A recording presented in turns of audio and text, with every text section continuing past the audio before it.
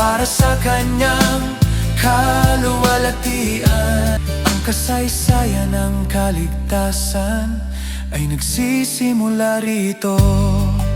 Si Noe ay nakasumpong ng biyaya sa paningin ng Diyos. Ang arka ay nagligtas sa kanya mula sa baha ng apoy. Si Abraham ay tinawag na lumakad sa pananampalataya. Iniwan ang kanyang lupain upang sundin ang tinig. Si Isaac ay ipinanganak mula sa pangakong natupad.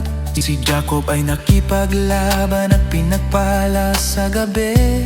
Si Jose ay nagdusa, ngunit inangat ang niloob ng tao para sa masama, binago ng Diyos. Ang Genesis ay nagsasalaysay ng simula, ang pagkahulog ng tao, ang pag-ibig ng